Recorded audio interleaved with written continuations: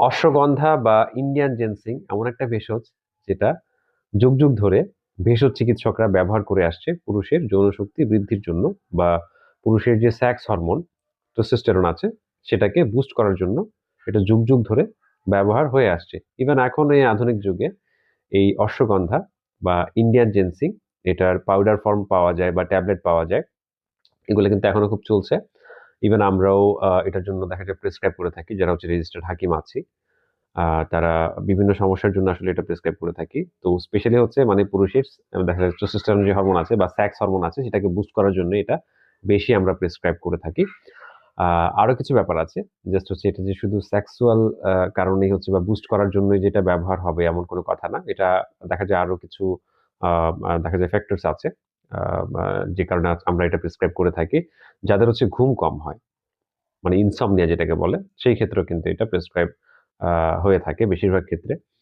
আর আ যাদের দেখা যায় অনেক খাওয়ার পরেও মানে শারীরিক ওরকম কোনো পরিবর্তন হয় না, মানে দুর্বল ফিল করেন, স্ট্যামিনা পান না, তাদের জন্য কিন্তু এটা অনেক ক্ষেত্রে আমরা প্রেসক্রাইব করে থাকি। পাশাপাশি আ অনেকের এরকমটা হয় যে খুব মানসিক চাপ বা হচ্ছে দুশ্চিন্তায় ভোগেন। তো সেই ক্ষেত্রে আপনার বডিতে কিন্তু কর্টিসল হরমোনের অধিক্য ঘটে। দ্যাটস হোয়াই আপনি সবসময় স্ট্রেস ফিল করেন। তো সেই মানে দেখা যায় স্ট্রেসটা কমানোর জন্য কিন্তু এটা প্রেসক্রাইব আমরা করে থাকি। এটা রোগী ভেদে ভিন্ন হতে পারে। ডোজের দেখা যায় মানে ওষুধের মাত্রাটা ভিন্ন হতে পারে। বাট এটা বেশিরভাগ ক্ষেত্রেই আ মানে প্রেসক্রাইব হয়ে থাকে। ইউনানিতে যারা হচ্ছে প্র্যাকটিস করেন বা রেজিস্টার্ড হাকিম যারা আছেন তারা এটা দিয়ে থাকেন। আরো এরকম আ আ ব্যাপার আছে। যেমন যাদের হচ্ছে রোগ প্রতিরোধ ক্ষমতা কম, ইমিউন সিস্টেম যাদের হচ্ছে দুর্বল, তাদেরকেও এটা প্রেসক্রাইব করা হয়ে থাকে। তো মেইনলি হচ্ছে সেক্সুয়াল যেই মানে যে ডিসফাংশন টা পুরুষের ক্ষেত্রে সেটাকে বুস্ট করার জন্য দেয়া হয়। দেন হচ্ছে ইনসমনিয়া আর হচ্ছে মানসিক দুশ্চিন্তা কমানোর জন্য এটা মানে খুব ব্যবহার করা হয়। তো এখন বাজারে প্রচলিত কিছু মানে প্রসিদ্ধ কোম্পানি আছে যেগুলোর ট্যাবলেট বা ক্যাপসুল গুলো রিলায়েবল। বাট অন্যান্য আপনারা যেমন ওই যে ভেষজ বিক্রি করে এরকম অনেক দোকান থেকে হচ্ছে আপনারা কিনে ফেলেন। পাউডার ফর্মটা কখনোই কিনবেন না। কারণ সেটার মধ্যে আপনার ভেজাল মিক্স থাকতে পারে। তো সেটা আপনারা না কিনে জাস্ট হচ্ছে আমরা যেভাবে মানে চেম্বারে দেখা যায় পেশেন্টদেরকে হচ্ছে আমরা যেভাবে ম্যানেজ করে থাকি, অবশ্যই আমরা দেখা যায় যেগুলো হচ্ছে মানে কোম্পানি থেকে পাওয়া যায় সেগুলো প্রেসক্রাইব করে থাকি। বাট অনেকে সফুফ মানে বা হচ্ছে পাউডার মানে ইউনানিতে পাউডারকে সফুফ বলা হয়। তো এই সফুফ ফর্মটা চেয়ে থাকেন। তো দ্যাটস হোয়াই আমাদের চেম্বারে হচ্ছে আমরা যে রোগীগুলোকে ম্যানেজ করে থাকি, তো তাদেরকে কিন্তু আমাদের নিজেদের বানানো সফুফ বা পাউডারটা আমরা প্রোভাইড করে থাকি কিছুদিনের জন্য। আ আ তো পুরো প্রক্রিয়াটা আমি দেখাবো যে কিভাবে আমি আমার মানে রোগীদের জন্য এই মানে পাউডারটা করে থাকি। সেই প্রক্রিয়াটা আমি এখন দেখাই আপনাদেরকে। এখানে আমি ৫০ গ্রাম অশ্বগন্ধার মূল নিলাম। তো আপনারা যখন ভেষজের এরকম দোকান থেকে বা হচ্ছে বানিয়াচি দোকান থেকে নিয়ে আসবেন বা আনতে চাইবেন, তখন কিন্তু তারা আপনাকে ইনফ্লুয়েন্স করার ট্রাই করবে অনেকভাবেই যে, "আমাদের কাছে পাউডার ফর্ম আছে, আপনি ওইটাই নিয়ে নেন, একটু দাম বেশি যাবে। আপনি মূল নিয়েন না, মূলের মধ্যে অনেক ময়লা।" এরকমভাবে কিন্তু আপনাদেরকে অনেক ইনফ্লুয়েন্স করার ট্রাই করবে। তো আপনারা একটু এড়িয়ে যাবেন, হ্যাঁ? কারণ ওদের কাছ থেকে যে পাউডার ফর্মটা কিনবেন, সেটার মধ্যে দেখা যায় বেশিরভাগই ইউজলেস এরকম অনেক কিছু আ মানে মিক্স করা থাকবে, যেটা আসলে ওরকম আ ফল আপনি পাবেন না। পাশাপাশি যারা হচ্ছে প্র্যাকটিস করেন তারা তো মোটেও পাবে না রোগীদেরকে দিলে।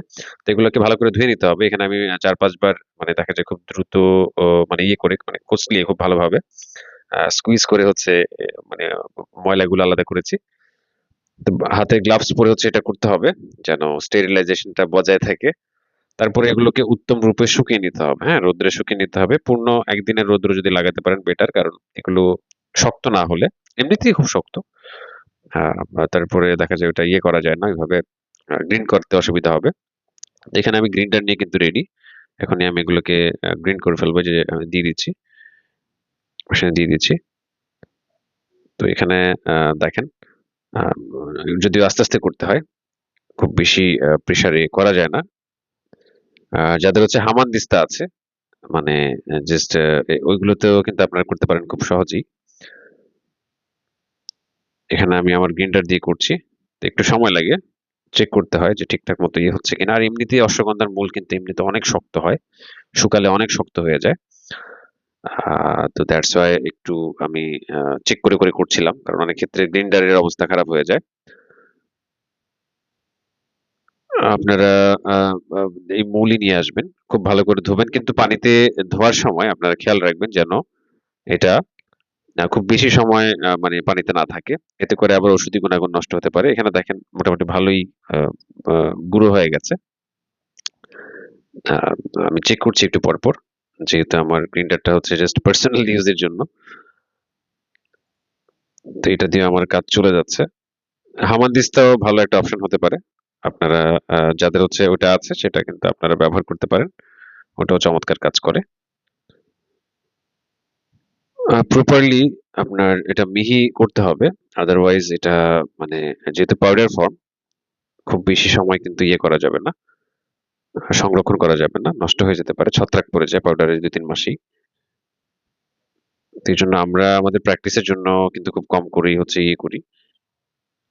হয়তোবা ১০০ গ্রাম বা হচ্ছে ২০০, ১৫০, ২০০ গ্রাম এরকম একসাথে করে রাখি। বা খুব বেশি যদি চাহিদা থাকে সেক্ষেত্রে আমরা ৫০০ গ্রামও করে থাকি। তো এইভাবে মোটামুটি করা হয়ে গেলে আপনারা দেখবেন যে এটা একদম মিহি হয়ে গেছে। তারপর এটাকে চেলে নিতে হবে, হ্যাঁ? খুব সুন্দরভাবে হাতে গ্লাভস পরে চেলে নিতে হবে। পরিষ্কার পাত্রে নিতে হবে। এখানেও কিছু উচ্ছিষ্ট আছে যেগুলো আমরা চেলে হচ্ছে ফেলে দেব। দেন একটা কাঁচের বোতলে সংরক্ষণ করতে হবে। যদিও আমি এখানে প্লাস্টিকের বোতলে নিয়েছি। কাঁচের বোতলের দেখা যায় নিতে পারলে ভালো।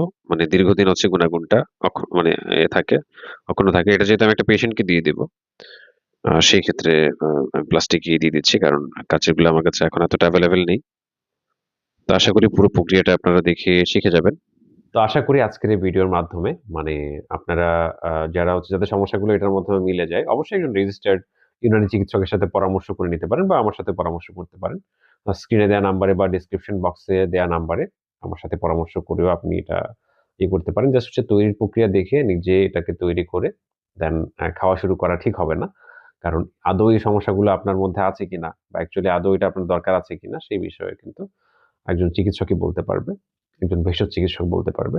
তো সেই ক্ষেত্রে নিজে করা যাবে না। তো যারা হচ্ছে স্টুডেন্ট আছেন বা যারা হচ্ছে রিসেন্ট আপনার এই যে ডিওএমএস বা হচ্ছে বিওএমএস কমপ্লিট করেছেন, ইউনানি বা হচ্ছে আয়ুর্বেদিক ডিপ্লোমা কমপ্লিট করেছেন বা ব্যাচেলর কমপ্লিট করেছেন, তাদের জাস্ট হচ্ছে মানে তাদের জন্য এডুকেশনাল পারপাস হচ্ছে এটা আমি শেয়ার করলাম। তো আজকের ভিডিওটা এখানে শেষ করছি। সকলে ভালো থাকবেন। আল্লাহ হাফেজ।